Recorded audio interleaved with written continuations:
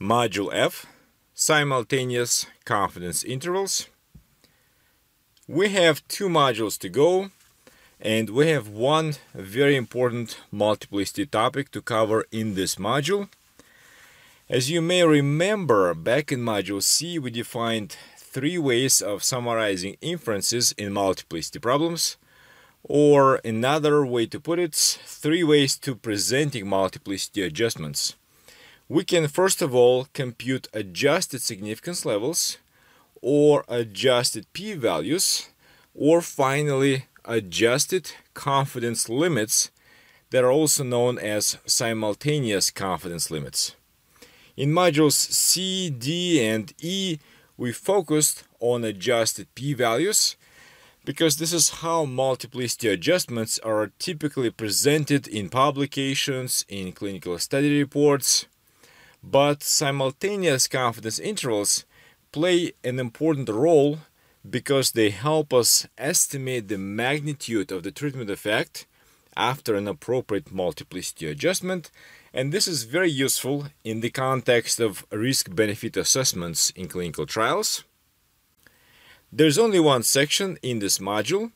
This is section F1. We're going to begin with a general discussion of the role of confidence intervals.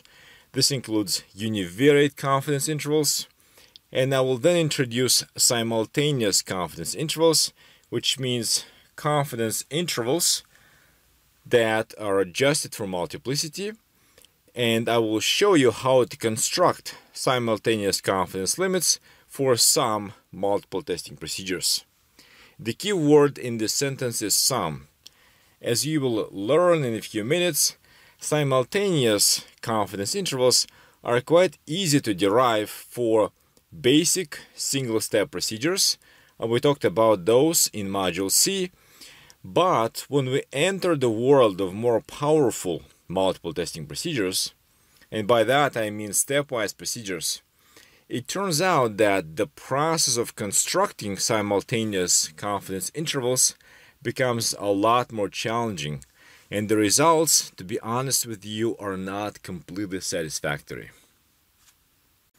The importance of reporting multiplicity adjusted or simultaneous confidence intervals for key parameters in clinical trials, such as the mean treatment difference, when we're dealing with a continuous outcome variable, the importance of this aspect of multiplicity adjustments is highlighted, as you see on the slide, in the EMA guidance document. Specifically in section 10.2, you will find the following statement. As can occur with multiple testing, multiple confidence intervals may also increase the chance of false decisions, since the probability that a set of multiple non-adjusted confidence intervals cover correctly all parameters to be estimated would usually be less than the pre-specified nominal coverage probability related to each single confidence interval. And that's why this is the topic that will be discussed in detail in this module. Section F1, Simultaneous Confidence Intervals. We're going to begin with the basics. We will step back to discuss univariate confidence intervals first. Those intervals are commonly used in univariate testing problems to help us estimate the magnitude of treatment differences. And as you know, a univariate confidence interval guarantees that the true value of the single parameter of interest, for example, the mean treatment difference, lies between the lower and upper limits with a pre-specified probability. Most commonly, this coverage probability is set to 95%. And so we can make a statement that the treatment effect is significant, and that happens when we reject the null hypothesis of interest. And in addition to that, we can present a confidence interval which gives us the likely set of values for the mean difference between, for example, the experimental treatment and control. And simultaneous confidence intervals are a natural extension of standard univariate confidence intervals, and they're used in problems where there are several parameters of interest. For example, we may be interested in estimating the mean effects at multiple dose levels in a clinical study with several dose placebo comparisons. So simultaneous confidence intervals are used in multiple testing problems to define a multivariate region as opposed to univariate region that is supposed to cover the multivariate true parameter with a pre-specified probability, and the overall coverage probability is typically set again at 95%. And there has been increasing emphasis on the use of simultaneous confidence intervals in clinical trials because they facilitate, as I said a minute ago, risk-benefit assessments, and they enable the trial sponsor and also regulatory reviewers to understand the balance between the magnitude of a beneficial effect and other clinically important indicators or considerations, for example, indicators related to safety variables. To define univariate confidence intervals and then simultaneous or multiplicity adjusted confidence intervals, we will of course need to introduce some notation, the parameters of interest. So on top of a standard multiplicity testing problem that we have defined in this course, we need to define a parameter estimation problem. We consider here, for the sake of example, a clinical trial with M null hypotheses that are defined in terms of the M parameters defined on this slide. Those parameters are denoted by theta 1 through theta m, and these are the parameters of interest. As I said before, this is probably the mean difference when we analyze continuous endpoints, or the difference in proportions when the primary endpoint in a clinical trial is binary. And finally, in clinical trials with time to event endpoints, the parameter of interest is most likely the log hazard ratio. In addition to that, we will use the standard hat notation.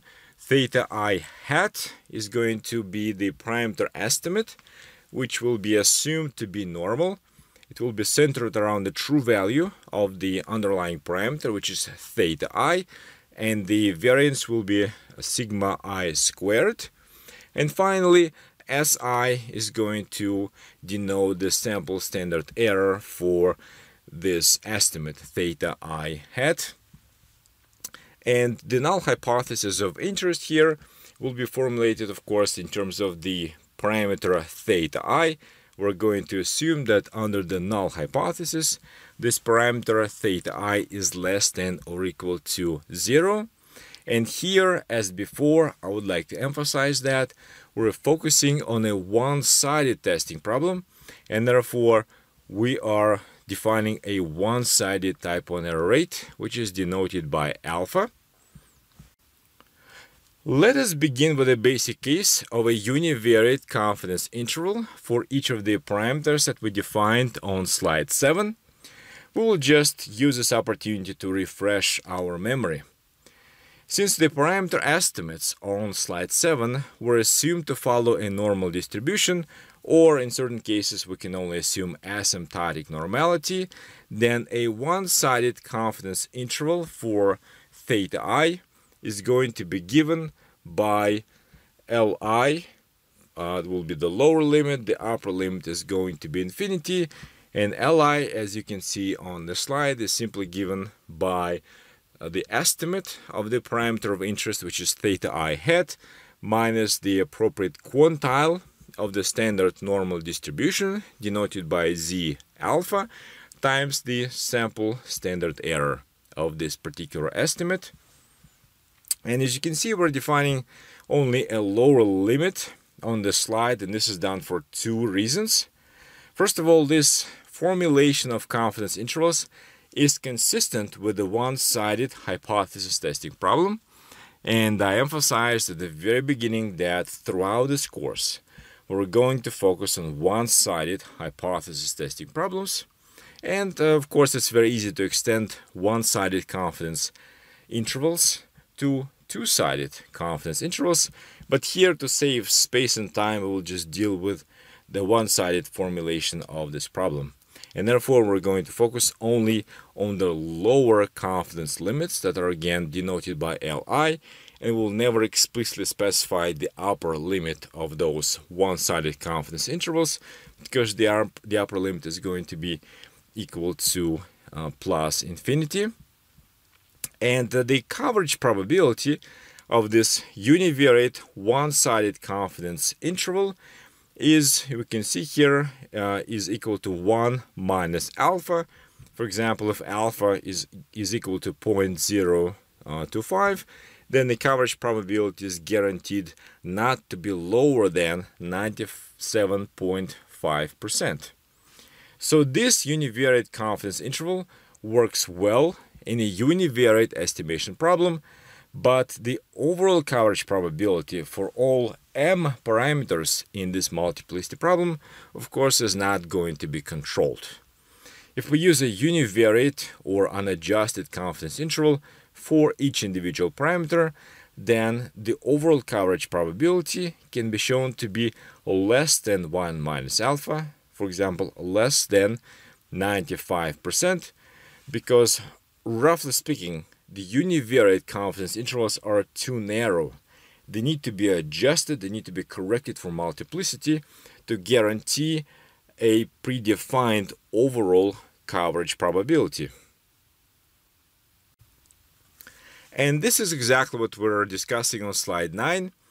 One-sided simultaneous confidence intervals for the thetas are defined to guarantee that the overall coverage probability is at least 1 minus alpha, and we're going to denote the lower limits of those one-sided simultaneous confidence intervals by Li tilde. And the formula shown on the slide presents a mathematical formulation of the verbal statement that I just made a second ago. It shows that the probability of covering the true values of the thetas, we have m parameters here of all those theta, is not going to be less than 1 minus alpha. And an additional very important property of simultaneous confidence intervals is consistency. They must be consistent with the associated multiple testing procedure. And this property is, of course, very similar to the consistency property in the univariate case.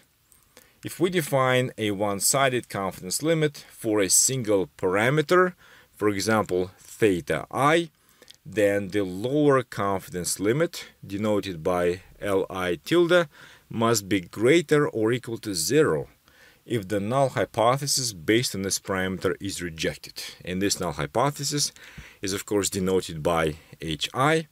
And in the multivariate case, it's exactly the same rule. The lower confidence limit must be greater than or equal to 0 if the null hypothesis is rejected.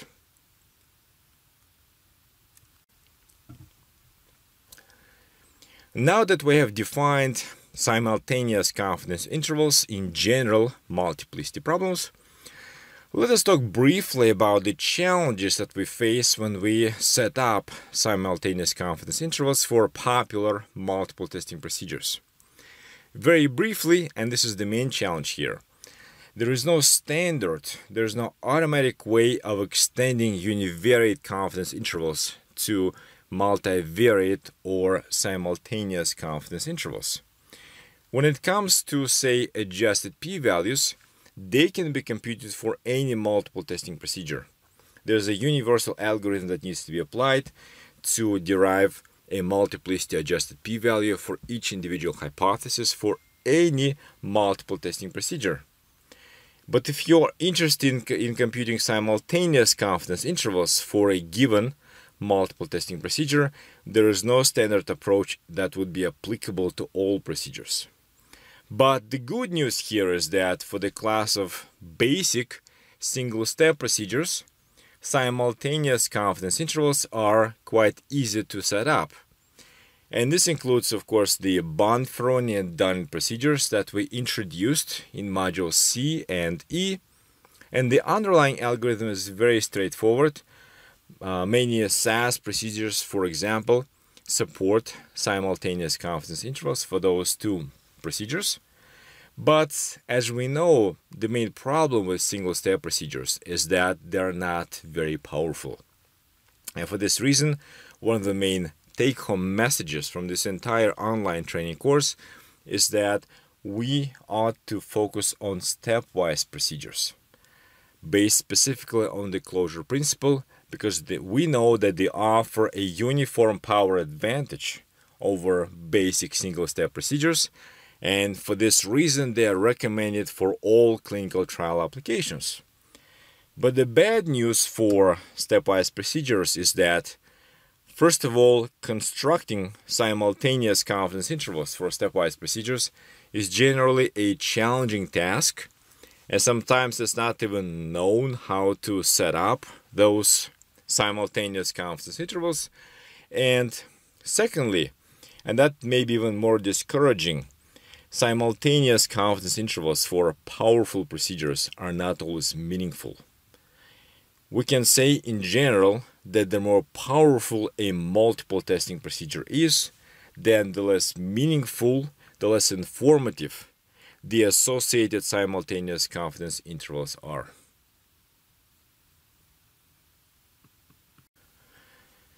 This is indeed very unfortunate that with more efficient multiple testing procedures, we lose the ability to construct meaningful simultaneous confidence intervals, and this important property of stepwise procedures is referred to in the FDA guidance on multiple endpoints. Section 4 of this document provides some background information on single-step and stepwise procedures, and it states the following. Statistical methods for addressing multiplicity issues are broadly classified into two types: single-step and multi-step procedures. Single-step procedures provide for parallel or simultaneous testing and simultaneous adjusted confidence intervals for assessing the magnitude of the treatment effects. Single-step procedures tend to cause loss of study power, so that sample sizes need to be increased in comparison to sample sizes needed for a single endpoint study. And the most important point, as we see on the slide, multi-step procedures, which means stepwise procedures, are generally more efficient in that they better preserve the power of the tests, but they do not readily provide adjusted confidence intervals. In those cases when we can define a set of simultaneous confidence intervals associated with a stepwise procedure, here is the main difference between the algorithms used by single-step and more efficient stepwise procedures. In the single-step case, null hypotheses are tested independently of each other, as we've said many times before, and this means that they can be tested in any order. And as a direct consequence of that, simultaneous confidence intervals are defined independently for each individual parameter theta I. And this explains why simultaneous confidence intervals are so easy to define for single-step procedures such as the Bonferroni or single-step Dunnet. However, and by contrast, in the stepwise case, if we select, for example, step-down procedures as shown on the slide, null hypotheses are tested sequentially, beginning with the hypothesis that corresponds to the most significant p-value, as you remember, and the outcome for a null hypothesis depends on the rejections or acceptance of the hypotheses that were placed earlier in the sequence, and as a result of that, the simultaneous confidence intervals for the individual parameters are not independent anymore. They are interdependent, and the simultaneous confidence intervals need to be computed using this two-stage algorithm. The first step would be to test the null hypothesis in a given multiplicity problem and define the set of rejected hypotheses. And then secondly, using this set of rejected hypotheses, we define the simultaneous confidence intervals for the individual parameters theta I. With this general approach in mind, let's briefly talk about simultaneous confidence intervals for nonparametric single-step procedures and stepwise procedures, as well as semi-parametric stepwise procedures. And then in the second half of this module, we will discuss parametric procedures. So, beginning with a general class of two-stage algorithms for setting up simultaneous confidence intervals, this general approach was developed for non-parametric stepwise procedures. It's a powerful general approach which can be used to derive simultaneous confidence intervals for multiple non-parametric procedures such as the Holm, fallback, and chain procedures. And the papers that dealt with this topic, as you see on the slide, were published from 2008 to 2009.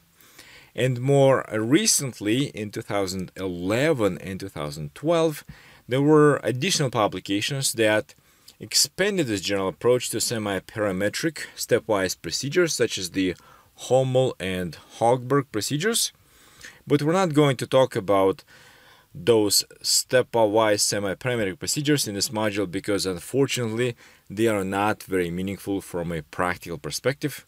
It will be sufficient to go over the process of setting up simultaneous confidence intervals for stepwise procedures that are non-parametric or fully parametric, and our general conclusions are going to extend directly to the class of semi-parametric procedures as well. So we're going to begin with non-parametric multiple testing procedures. The most basic non-parametric procedure is of course the Bonferroni procedure. It's a very simple single-step procedure, and the lower limits of one-sided simultaneous confidence intervals for the individual parameters based on this procedure are defined simply by adjusting the alpha level in the quantile of the standard normal distribution. So the formula that we see on the slide is a direct extension of a formula that we defined a few slides back, and that formula defined the lower limit of a one-sided univariate confidence interval. And the only difference that we can see here is that instead of using alpha to compute the quantile of the standard normal distribution, we divide that alpha by m. It's obviously very straightforward, as you can see. And this slide shows the algorithm used for defining lower limits of one-sided simultaneous confidence intervals for the individual parameters in an estimation problem when multiplicity is adjusted using the Holm procedure. This is actually the second step of this two-step algorithm.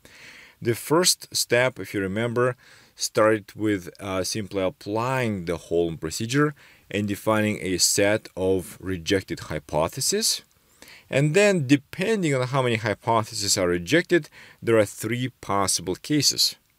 Case 1, in this first case, the Holm procedure rejects some hypothesis and accepts some hypothesis. And in this case, the lower confidence limit for any rejected hypothesis, once again denoted by Li tilde, is simply set to 0.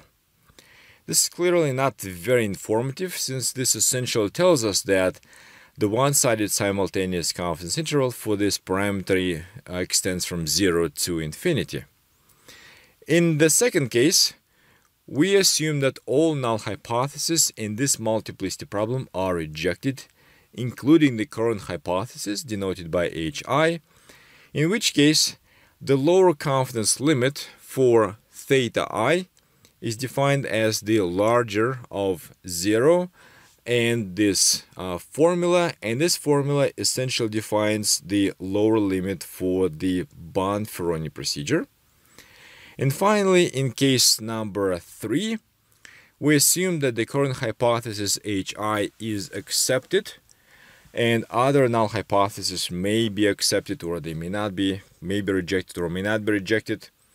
And in this case, the lower confidence limit is simply the Bonferroni-based lower confidence limit, but it's based on M minus R hypothesis, where R is the number of rejected hypotheses in this problem.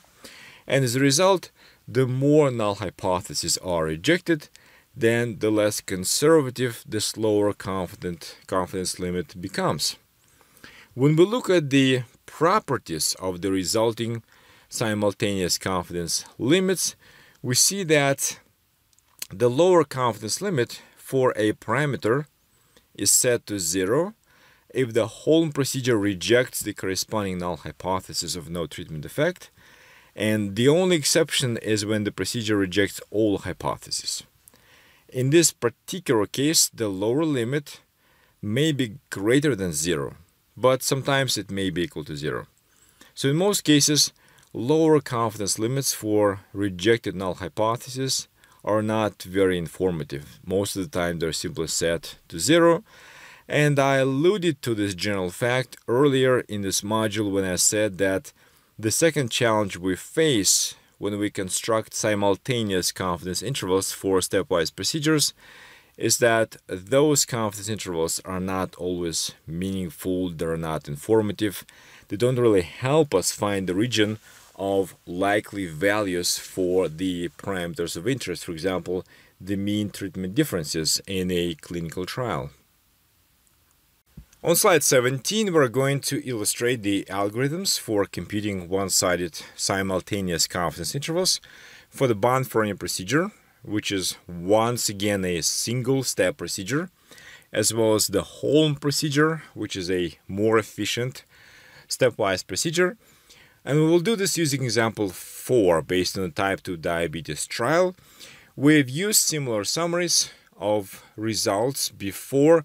This particular set of one-sided p-values was labeled scenario 5 earlier in this online course.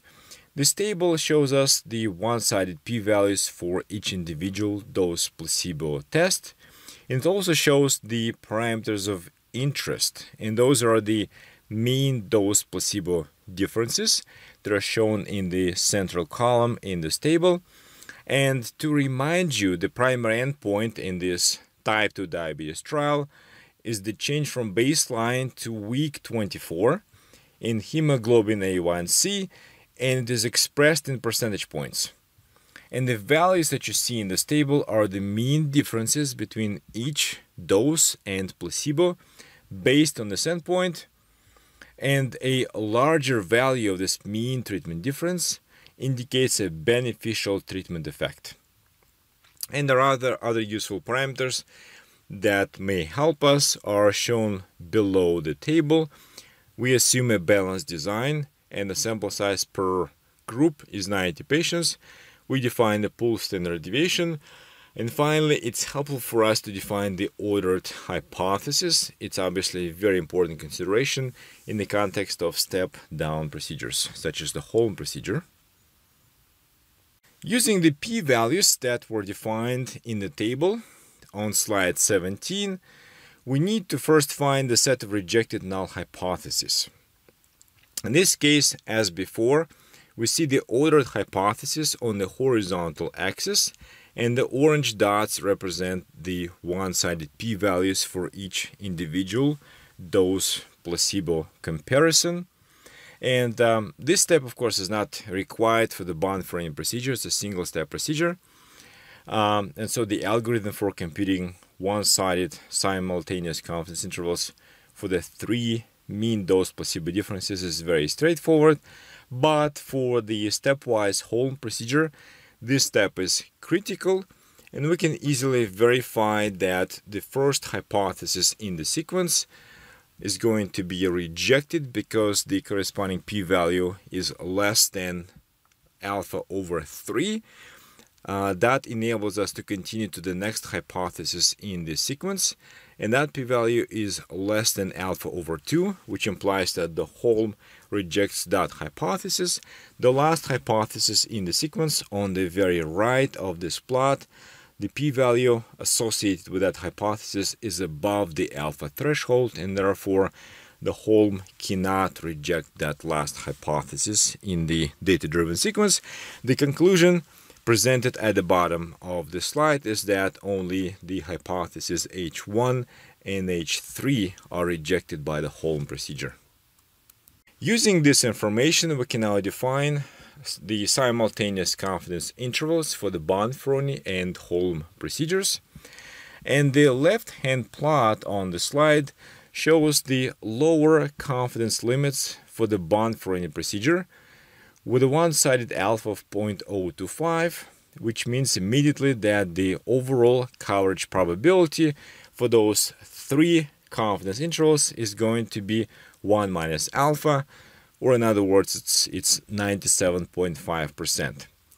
The limits that are represented by the orange dots in the left-hand plot are consistent with the decision rules that we presented on slide 18.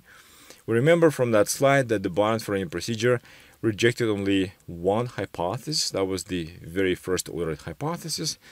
And as a result, we can see from the left-hand plot that the lower limit for that hypothesis is non-negative, but the lower limits for the other two hypotheses are below the dotted line that represents 0. They are in the null zone, and that means that those confidence intervals include 0. There is simply not enough evidence to reject these hypotheses.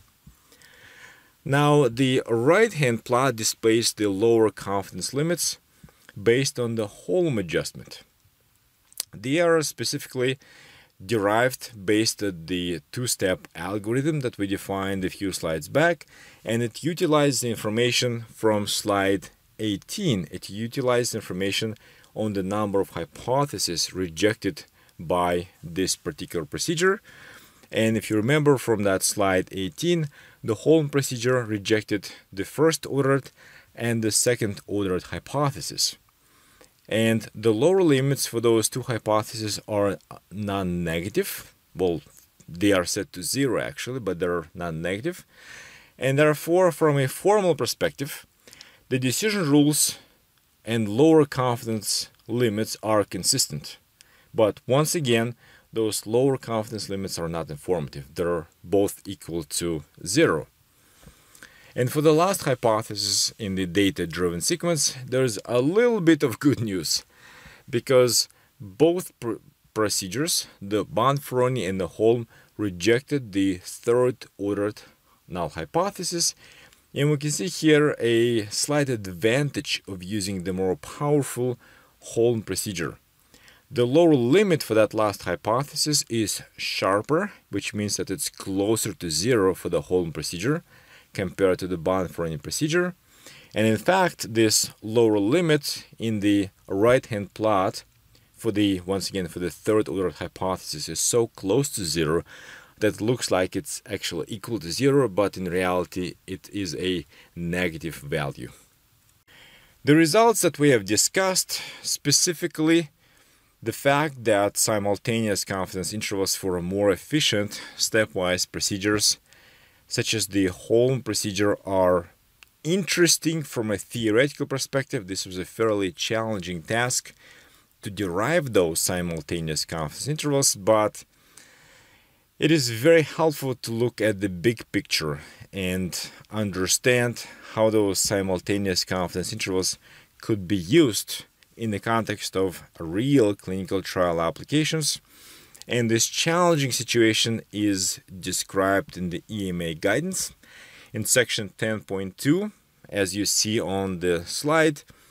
Informative confidence regions that correspond to multiplicity procedures may, however, not always be available or may be difficult to derive. If the confidence regions do not correspond to the hypothesis testing procedure, different conclusions are possible. For example, a confidence interval excluding the null hypothesis combined with a non-significant testing result, or vice versa. And this quote continues on the next slide. The decision should, however, be based on the hypothesis test. In that case, it is advised to use simple but conservative confidence interval methods, such as Bonferroni corrected intervals, ensuring that the uncertainty about the beneficial effects is properly understood.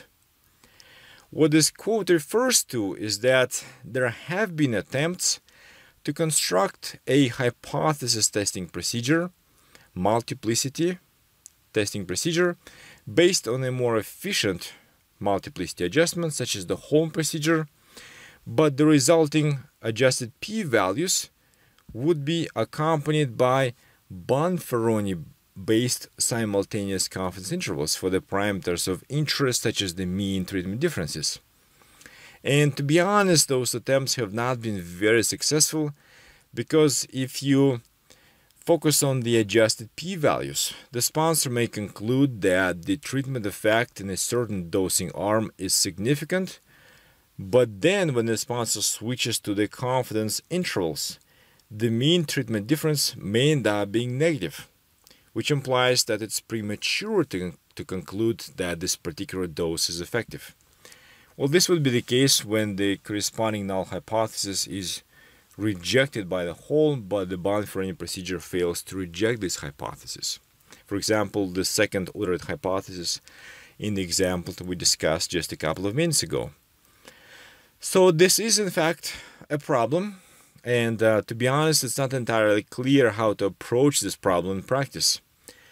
Looking at this quote, this recommendation from the EMA guideline on multiplicity in clinical trials, I think it may be cleaner, if you will, to present multiplicity adjusted p-values based on the most efficient multiple testing procedure, and when it comes to confidence intervals, simply present the univariate or unadjusted confidence intervals, but make it clear that these intervals are not corrected for multiplicity, and they may be inconsistent with the multiplicity adjusted p-values. Those univariate confidence intervals simply serve as a general reference point, and they should not be overinterpreted. Parametric multiple testing procedures. Earlier in this module, we introduced algorithms for computing simultaneous confidence intervals for non-parametric procedures. That included single-step and stepwise procedures such as the Bonferroni and Holm. And the same ideas can now be applied to more powerful parametric procedures. First, we need to define a parametric model that will provide a foundation, the general framework for parametric multiplicity adjustments. And this will be, as you see on the slide, a one-way ANOVA model for a clinical trial with several dose placebo comparisons. We use a similar model in Module E. In this case, Yij denotes the outcome for the jth patient in the ith group. Μi is the treatment effect in the ith group, and the second term in this model is the error term. The parameter of interest, theta I, is the mean treatment difference. It's μi minus μ0, so it's the difference between the mean effect in the ith group and the placebo group.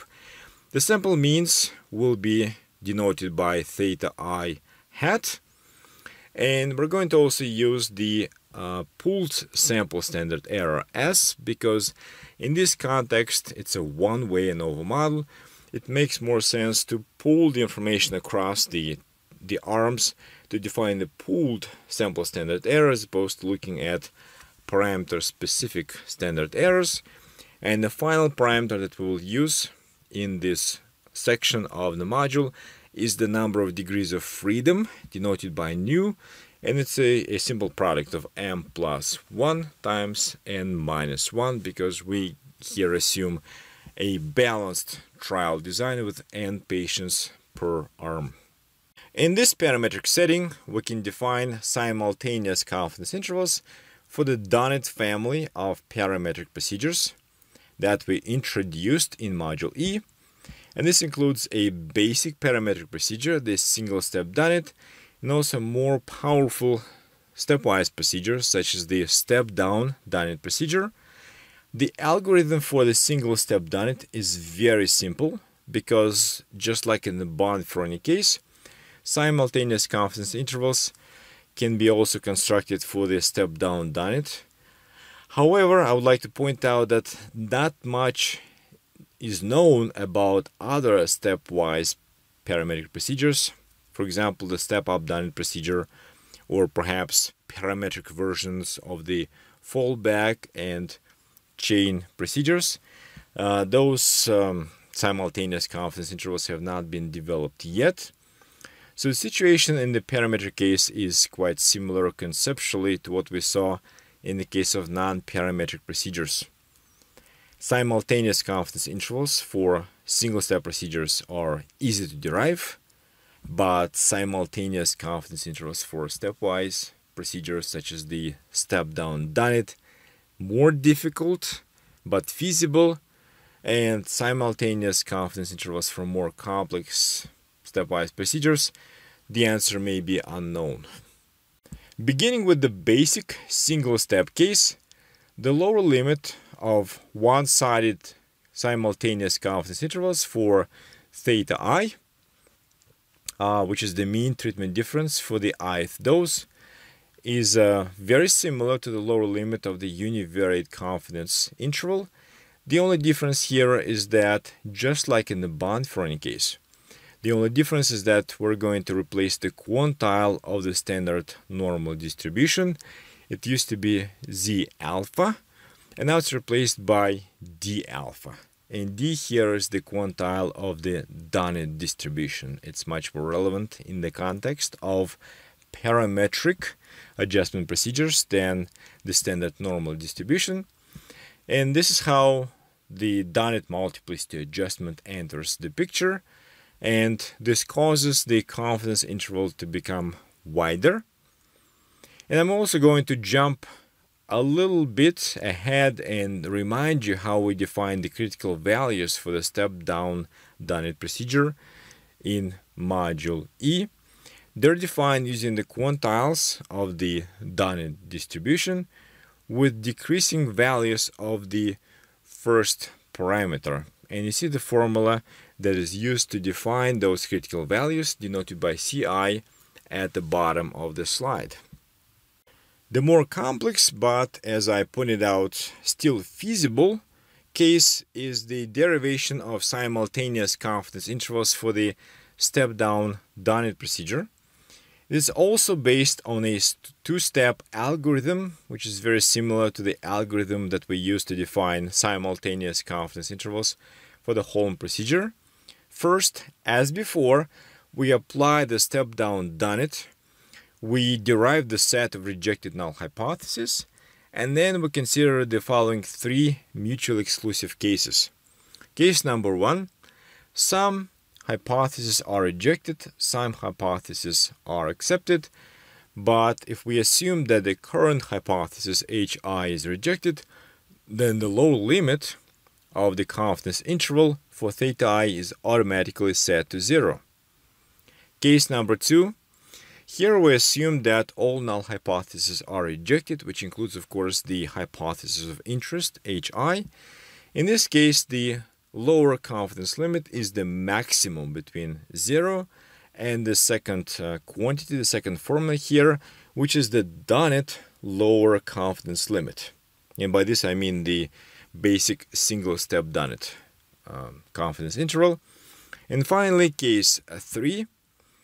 If the current hypothesis is accepted, then the lower confidence limit is simply the lower confidence limit for the single-step Dunit procedure, but it's applied to a subset of null hypotheses.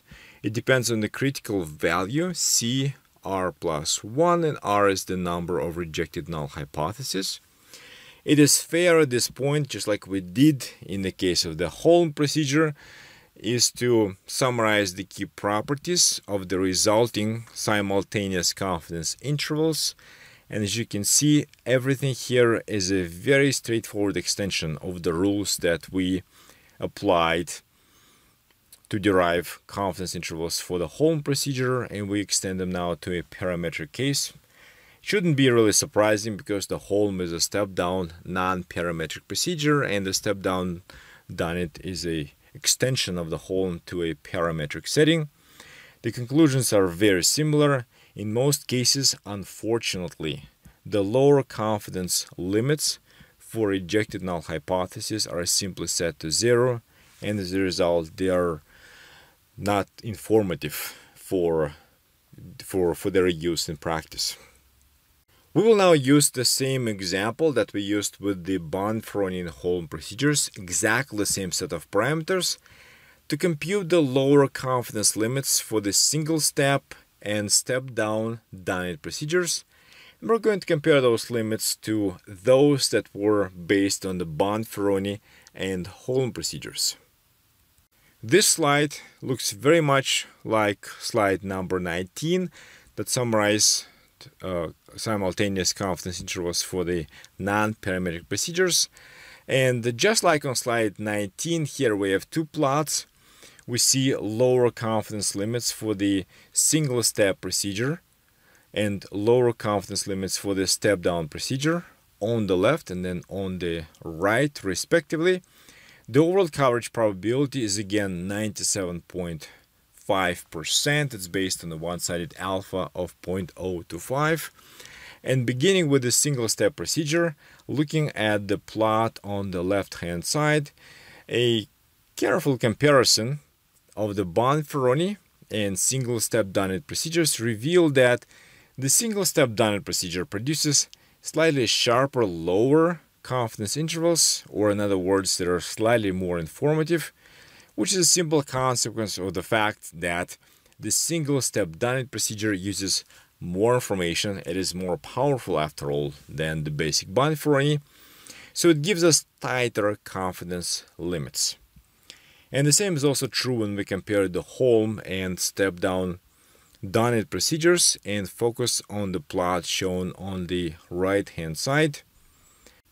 But when we compare the two plots on this slide, we see that improved power when we go from the single step to the step down procedure does not translate into more informative confidence limits.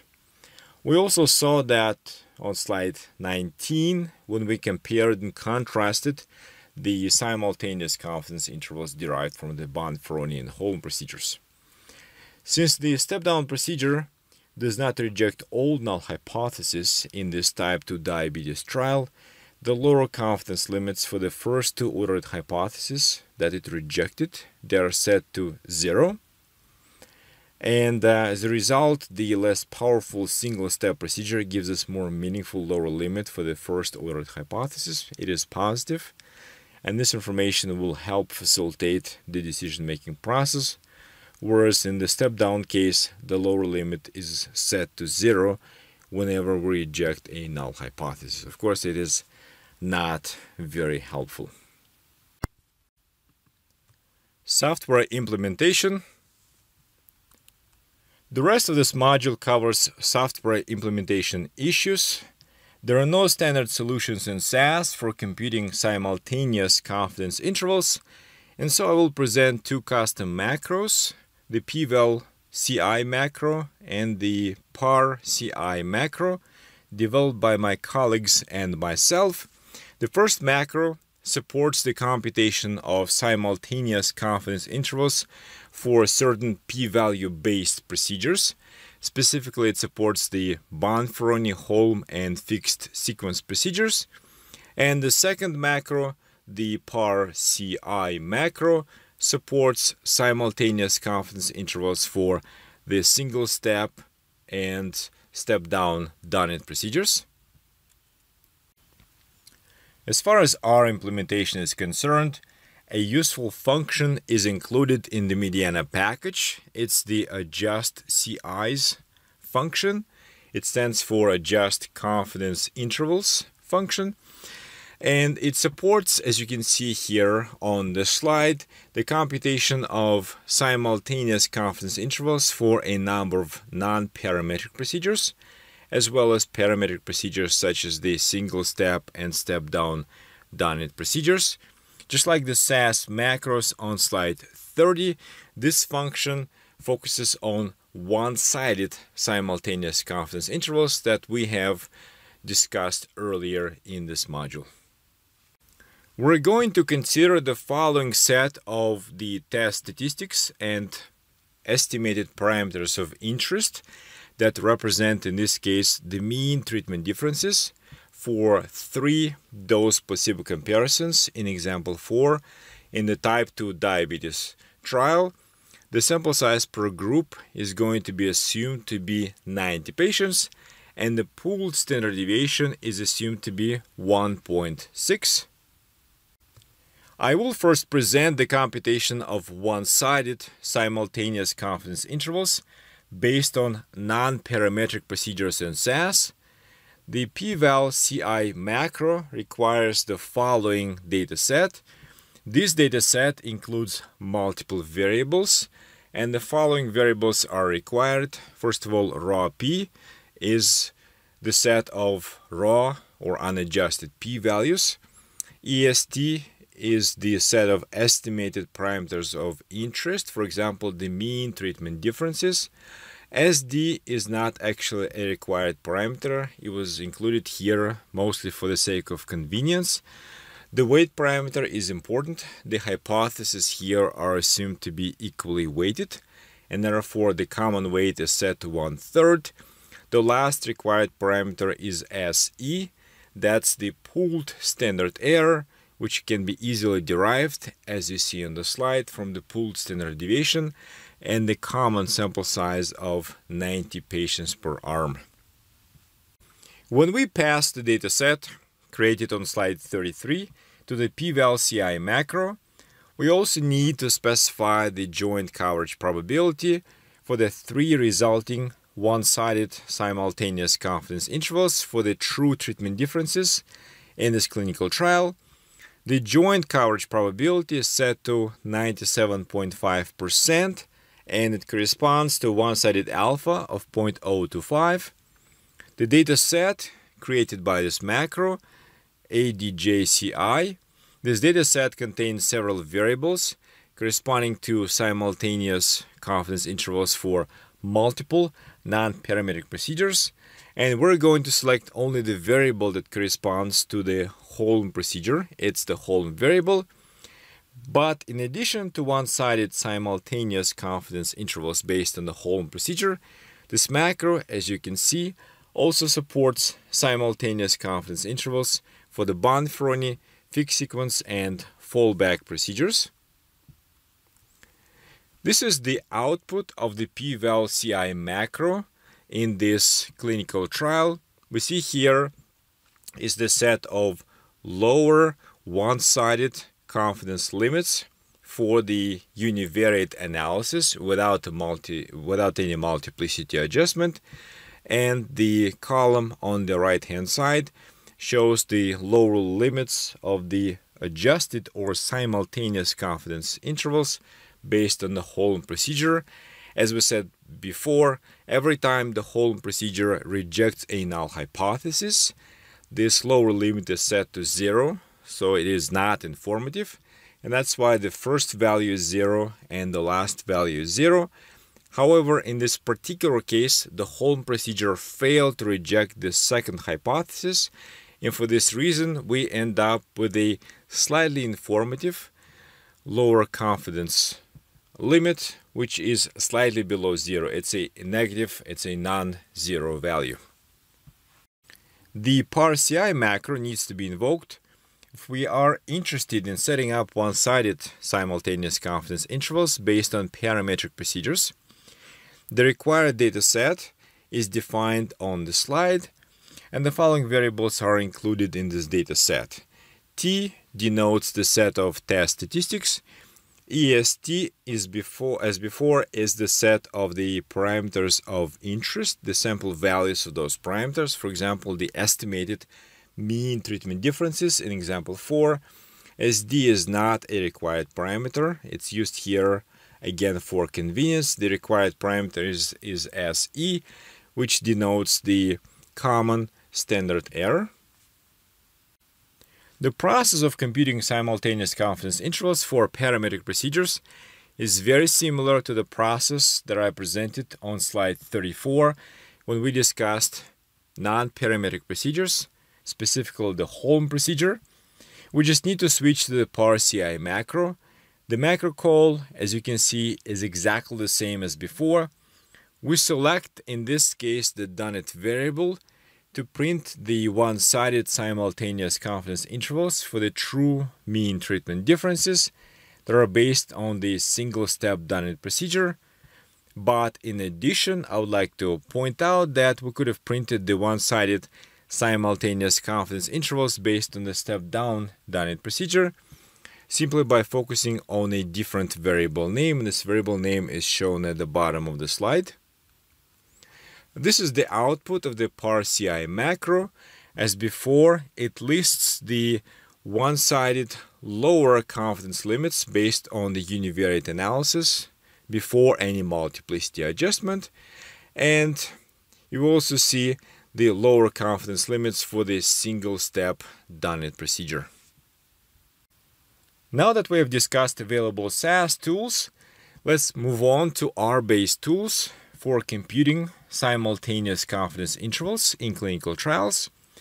We will rely on the adjust CI's function from the Mediana package. And to remind you, we use the adjust p-values function to compute multiplicity adjusted p-values for non-parametric, semi-parametric, and fully parametric procedures in modules C, D, and E, and to construct multiplicity adjusted, or in other words, simultaneous confidence intervals, we will need to call the adjust CI's function. This slide provides an example for computing simultaneous confidence intervals for the Holm procedure. Just like the adjust p-values function, this function, adjust CI's, this function has two required parameters. It's, first of all, the vector of parameter estimates. In this particular case, it's the vector of mean treatment differences at the 3 doses. The second parameter is the multiple testing procedure. It's the Holm procedure in this case. And finally, there's an optional parameter, par, that can be used to pass multiple values such as standard deviations and sample sizes to this function. And in the context of this particular implementation, we need to specify the vector of parameter-specific standard deviations. The standard deviations are all equal to 1.6 in this setting. We also need to pass the common sample size denoted by n. N is equal to 90. And the joint coverage probability, which is equal to 97.5%. The resulting set of lower confidence limits for the true treatment mean differences is shown under output. And a similar function call can be used to construct one-sided simultaneous confidence intervals based on the Bonferroni single-step done-it and step-down done-it procedures. We just need to specify the appropriate procedure from the list that we see at the bottom of this slide.